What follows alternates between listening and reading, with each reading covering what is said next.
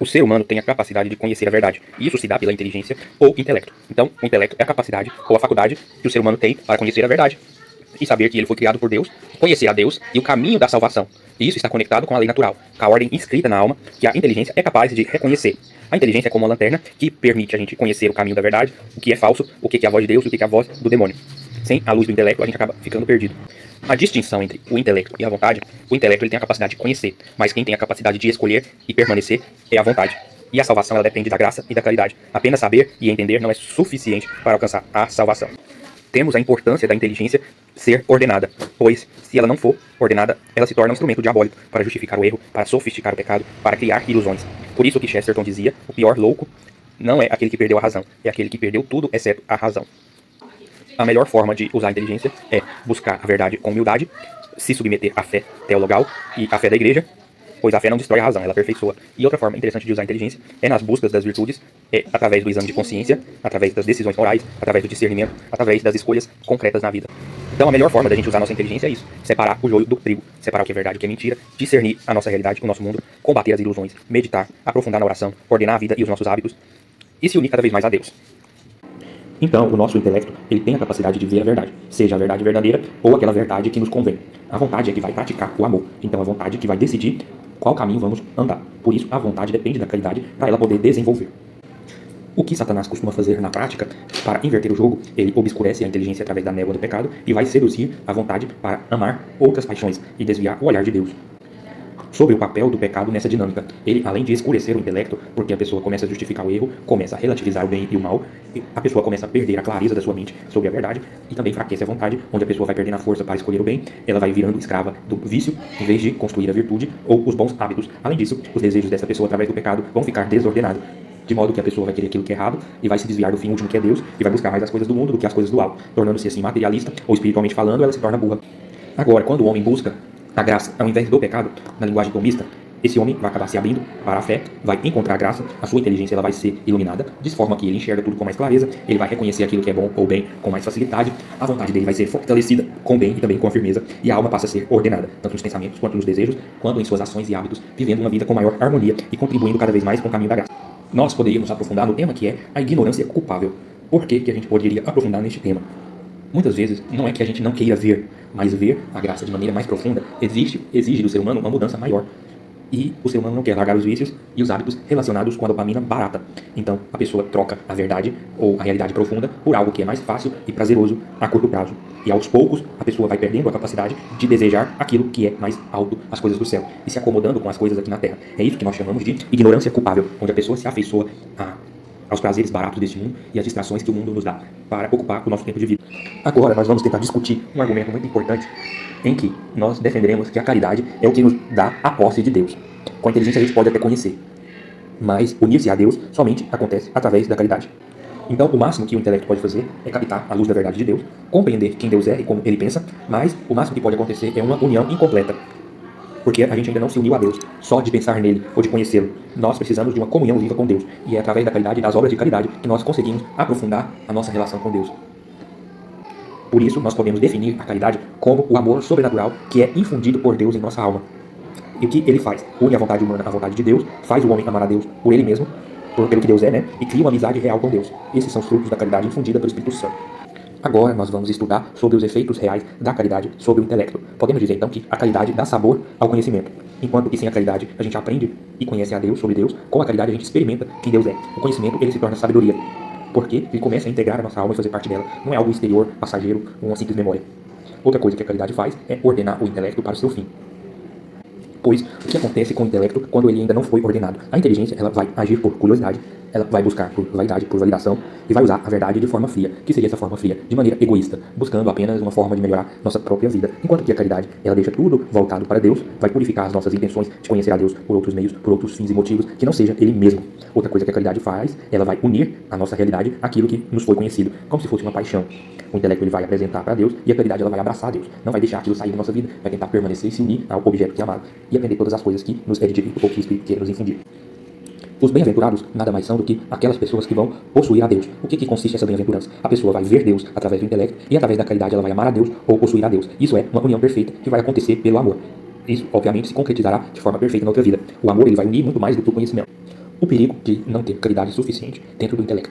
O nosso intelecto ele pode estudar a Deus, mas muitas vezes ele estuda sem se converter. A gente fala de Deus, mas a gente não vive Deus. A gente fala sem amar. A gente pode entender a verdade, mas muitas vezes a gente não vive a verdade. Isso vai gerar uma armadilha muito grande, que é o orgulho espiritual. E para ele isso é muito mais perigoso do que a própria ignorância. Se você não viver bem o que você aprende do seu intelecto, se você não desenvolver a caridade.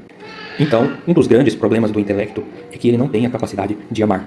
Ou seja, ele tem uma tendência a ser egoísta e ama aquilo que ele conhece. E muitas vezes ele conhece mais de si mesmo do que o próprio Deus. Então ele se liga mais ao que ele conhece de verdade, que é a sua vontade e ele mesmo. E se torna egoísta, e se torna covarde, e se torna orgulhoso.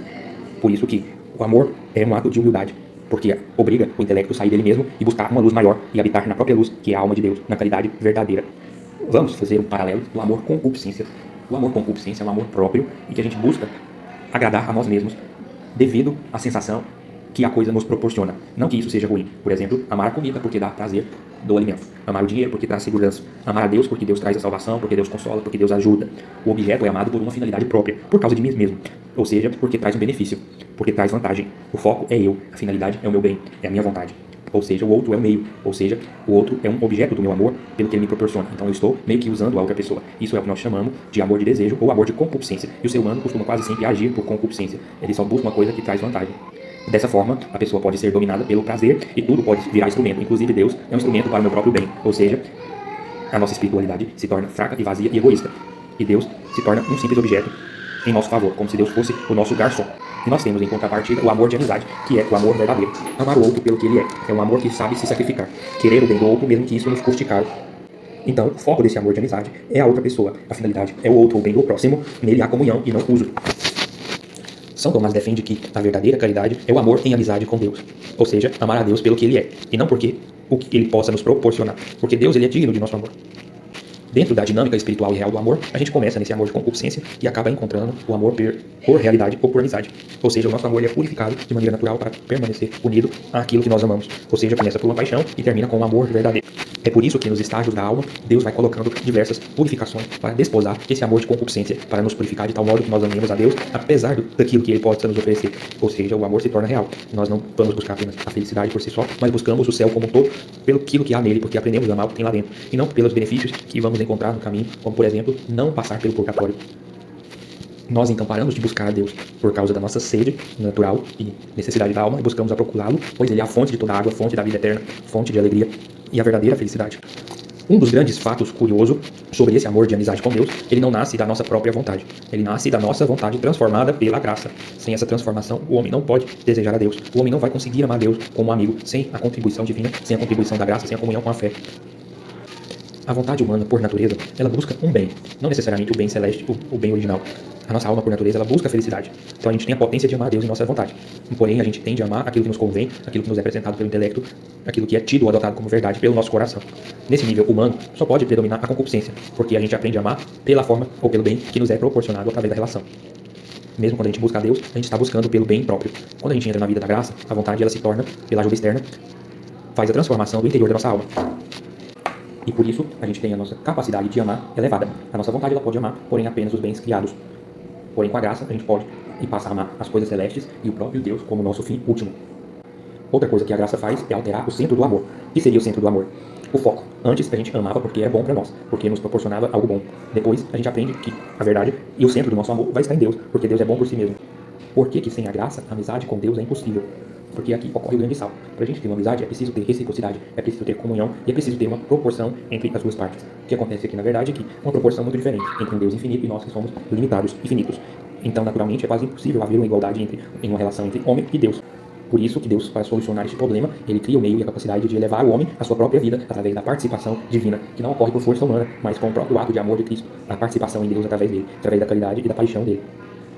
Esse quadro aqui nos mostra bem como funciona esse ciclo interno antes da graça e depois da graça. O amor antes era centrado para mim mesmo, o nosso amor antes buscava utilidade, usava Deus como meio e a concupiscência era dominante. Depois, a nossa alma vai buscar a comunhão, o amor vai estar centrado em Deus. E com a graça podemos ter uma amizade verdadeira com Deus. E o ponto mais importante e profundo é que na caridade o homem passa a amar com o próprio amor de Deus que é infundido nele. Então Deus ama em mim, Deus vive em mim, Deus usa-me. E é Jesus Cristo que faz essa transformação, pois Ele comunica a graça, é Ele que abre as portas para a participação na vida divina, é Ele que torna possível a nossa amizade. Ele não só ensina a amar, mas também Ele dá a capacidade de amar para nós. Agora vamos tentar entender até onde vai o poder de mudança da graça na vida do homem, já que vemos que na realidade nem todos vão responder à graça da mesma forma, porque a concupiscência não deixa de existir dentro do homem. Ou seja, é como se apenas parte desse homem fosse transformado pela graça e ele fica estagnado na caridade por falta de resposta ou por apegos que ainda prendem o ser humano. Porém, os pecados capitais ou concupiscências e os vestígios anteriores da vida de pecado continuam, como por exemplo, a inclinação, os hábitos ainda não mudou, as memórias continuam vivas, os prazeres desordenados continuam tendo influência, o ambiente continua mesmo fora da igreja. Então, nesse ser humano vai iniciar uma tensão, que é a batalha interna. Uma parte da alma vai buscar querer a Deus e a outra parte dessa alma ainda vai puxar para as coisas antigas. E aí que forma essa estrutura dessa batalha. Primeiro a gente vai ter um intelecto iluminado e vai conseguir ver a verdade com certa clareza. Por outro lado, a gente vai ter uma vontade transformada que vai desejar o bem verdadeiro que é Deus na maior parte do tempo. E a terceira parte, que é uma das mais importantes, é o apetite sensível que continua sendo influenciado pelo meio externo, pelas coisas que acontecem, pelas frustrações da vida, pelas tentações, pelas pessoas, pelo ambiente, pelo que nós vemos, deixamos de ver, pelo que consumimos, pelas redes sociais e por aí vai. Então, esse apetite sensível continua a desejar por prazeres imediatos. Esse apetite sensível vai continuar sendo tentado. Esse apetite sensível ainda vai ter olhos, ouvidos, boca e nariz. E possa ser que ele queira ou vai repetir esses padrões antigos, ou eles vão ser alterados, ou moderados, controlados, ordenados, de acordo com o nível espiritual e aos poucos, através da vida com a graça. Então, para o ser humano ser completamente moldado pela graça, não basta ele entrar em estado de graça. É preciso que ele se torne favorável, condizente, amoroso e colaborativo com a graça que ele recebe, e não se deixe mais cair ou ser levado pelos apetites sensíveis do mundo, pelo contato com o exterior e com as lembranças da vida anterior e da memória. Isso é muito visível na experiência descrita por Santo Agostinho. Eu quero, mas não quero totalmente. É a divisão da alma. E, inclusive, eu enfrento isso com as dopaminas, com os jogos, com a vida comum, as tentações.